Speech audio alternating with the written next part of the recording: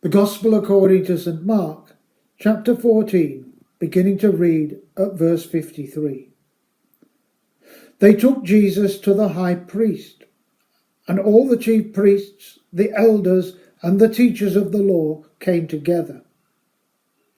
Peter followed him at a distance, right into the courtyard of the high priest. There he sat with the guards and warmed himself at the fire. The chief priests and the whole Sanhedrin were looking for evidence against Jesus so that they could put him to death, but they did not find any. Many testified falsely against him, but their statements did not agree. Then some stood up and gave this false testimony against him. We heard him say, "I will destroy this temple made with human hands, and in 3 days will build another, not made with hands." Yet even then, their testimony did not agree. Then the high priest stood up before them and asked Jesus, "Are you not going to answer? What is this testimony that these men are bringing against you?"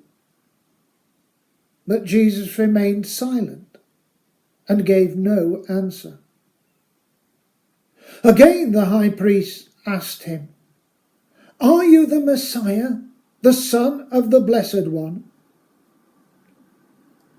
"I am," said Jesus, "and you will see the Son of Man sitting at the right hand of the Mighty One and coming on the clouds of heaven." The high priest tore his clothes. "Why do we need any more witnesses?" he asked.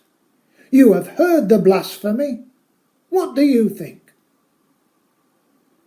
They all condemned him as worthy of death.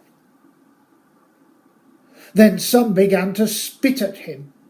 They blindfolded him, struck him with their fists and said, "Prophesy!" And the guards took him and beat him. While Peter was below in the courtyard, one of the servant girls of the high priest came by. When she saw Peter warming himself, she looked closely at him. "You also were with that Nazarene, Jesus," she said. But he denied it. "I don't know or understand what you're talking about," he said, and went out into the entrance. When the servant girl saw him there, she said again to those standing around them, "This fellow is one of them." Again, he denied it. After a little while, those standing near said to Peter, "Surely you are one of them, for you are a Galilean." He began to call down curses, and he swore to them, "I don't know this man you're talking about." Immediately, the cock crowed the second time. Then Peter remembered the word Jesus had spoken to him, "Before the cock crows twice, you will disown me 3 times." And he broke down and wept. Jesus was brought before the high priest, the chief priests, and the elders. In Jesus' day, anyone who could claim descent from Zadok, priest of David, qualified as a priest, and there must have been thousands of those. At a push, any descendant of Aaron would qualify, and there were even more of them. The priests were divided into families and divisions, serving the temple on a rota basis.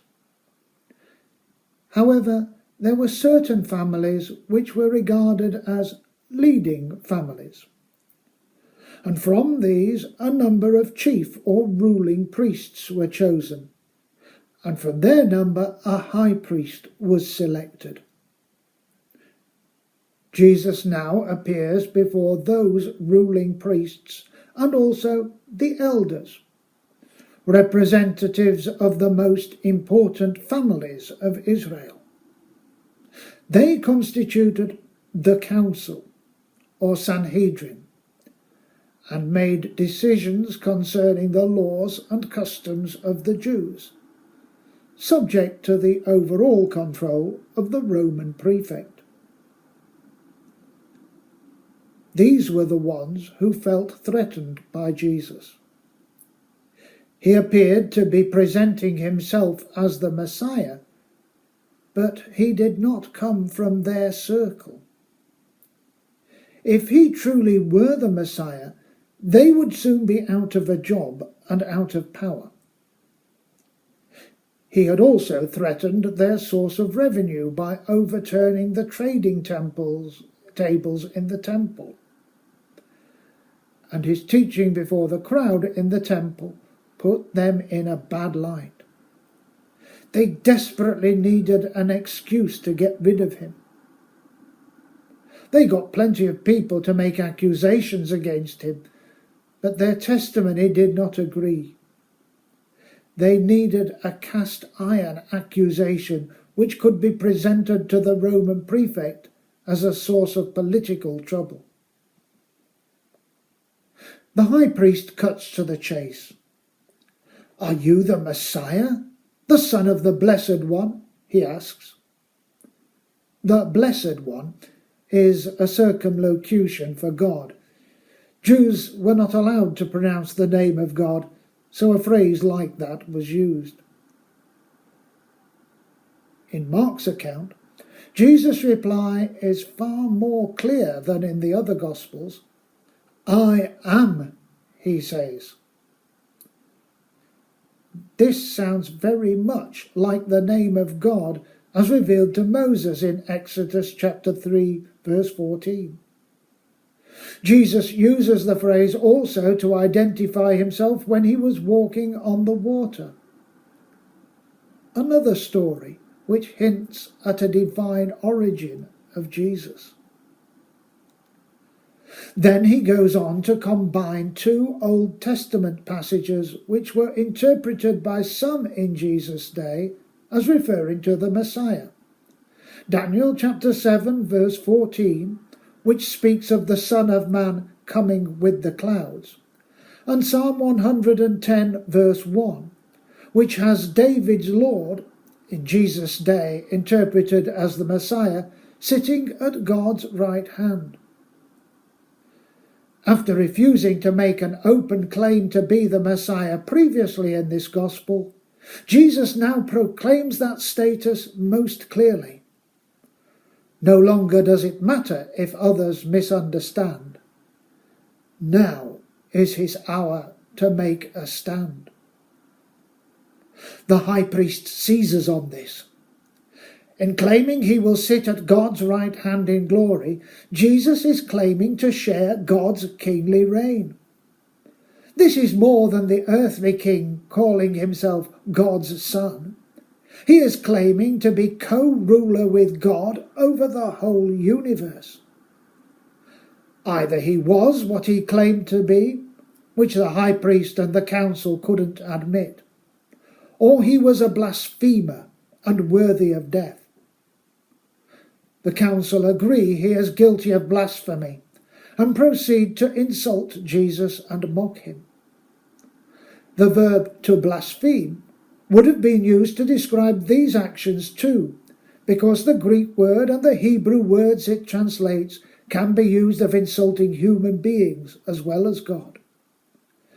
They thought they were insulting and mocking a human being who had got too big for himself, and punishing him for what they believed to be his insult to God.